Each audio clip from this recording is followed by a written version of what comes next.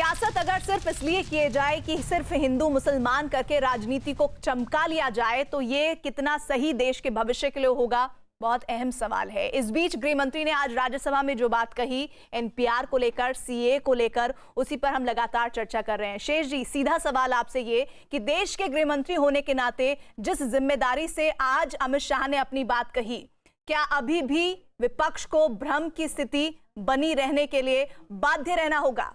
नहीं, बाध्य का कोई मतलब नहीं है। मतलब जानबूझकर खड़ा किया जा रहा है कि भ्रम बना रहे। वो विपक्ष का स्वधर्म है कि जो वो कहती है सरकार उस पर टीका टिप्पणी करे, और इसलिए विपक्ष बनाया गया है, वो इशू नहीं है।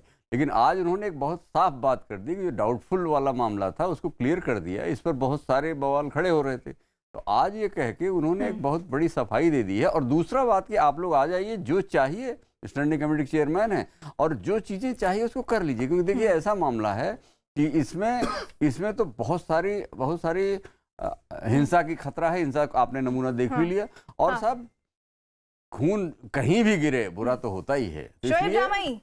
खून कहीं भी गिरे बुरा होता है, दुख होता है, तकलीफ होती है। लेकिन आज तो आप कम से कम ये कह सकते हैं कि गृह मंत्री ने खुले दिल से अपनी बात को कहा और सारी जो भी आपकी चिंताएं हैं उन पर बात करने की बात कही है।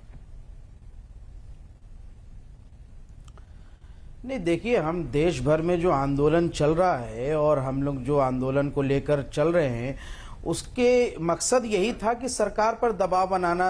इन आंदोलन का दबाव था कि सरकार को एनआरसी के बारे में क्या बोलते हैं, लोकसभा में लिख करके देना पड़ा पार्लियामेंट में।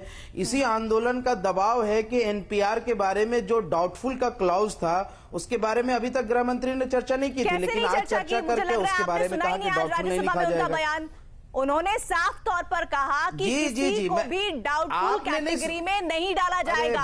और अगर अभी भी आपको किसी तरह का शक शुबा है तो आइए, मैं हर मुद्दे पर, हर बात पर चर्चा करने के लिए तैयार हूं। देश के गृह मंत्री इससे ज्यादा क्या कह सकते हैं। इसी के साथ ही